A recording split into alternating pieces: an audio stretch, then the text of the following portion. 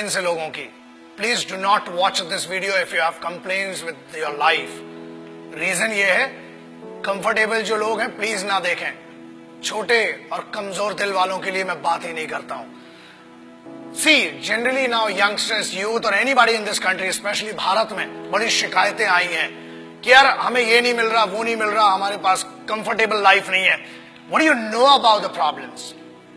The guys, those who face the highest trouble and the biggest problems of this country, the least paid by the government, but has the biggest pride to be called the soldiers of this country and soldiers of Indian Armed Forces.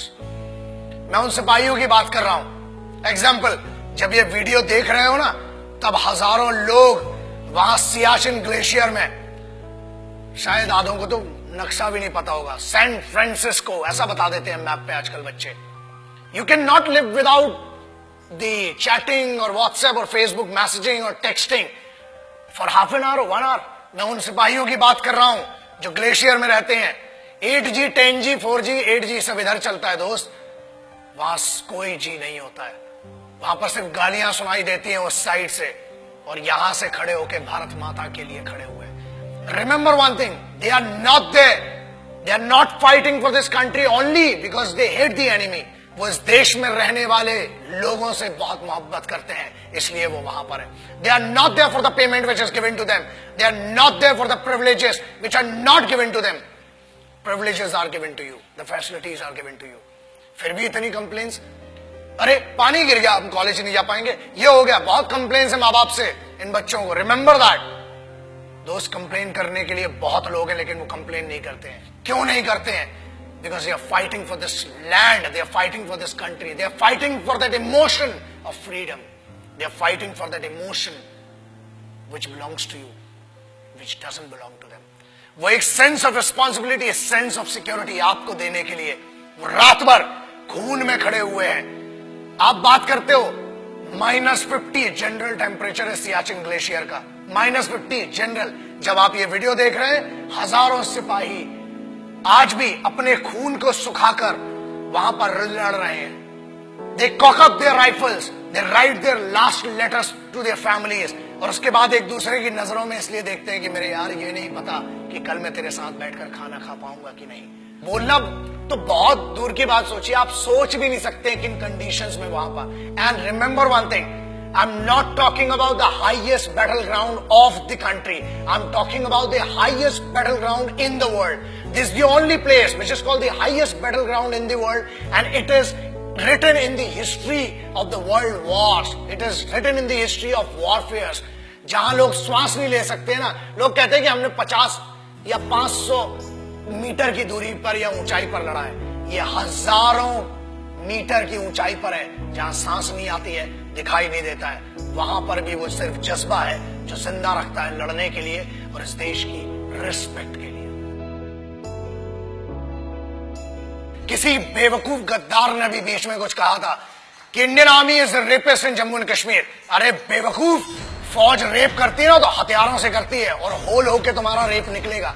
याद रखना, ये तो constitution है कि हमें फौज की आज भी अतीक और इज्जत है कि फौज आज भी कुत्तों को नहीं मारती, इसलिए बचे हुए हो. और याद रखना, किसी के भी खिलाफ कह लेना, मगर हिंदुस्तानी फौज, Indian army, navy and air force के बारे में बोलने के पहले 1 करोड़ बार सोचना. क्योंकि याद रखना, अगर फौज रेप पे आ गई ना तो तुम्हारी रूह का रेप होगा.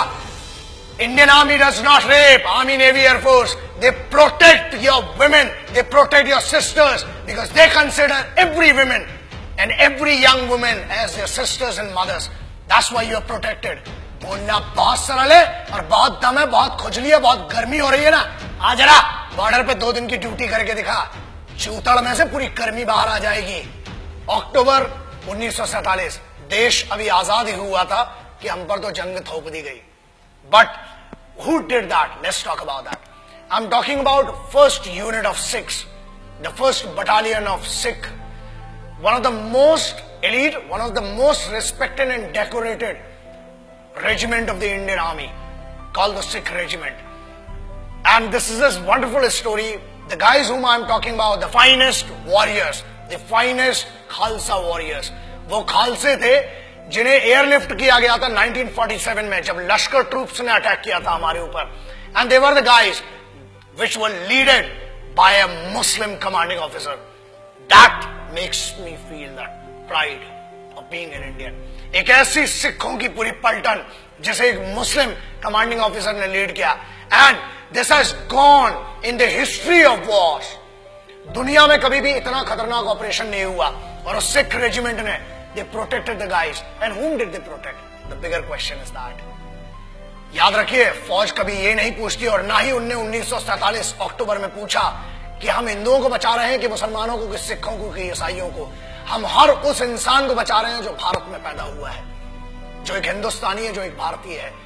आई am talking about the organisation which in none of the cases can be called corrupt or can be called manipulated organization. The most pious and the most respectful organization of this country, the institution of this country, is called the Indian Armed Forces. So that's why I always say respect our forces, because they are the actual protectors and actual sons of this country. Jai Hind, Vande Mataram.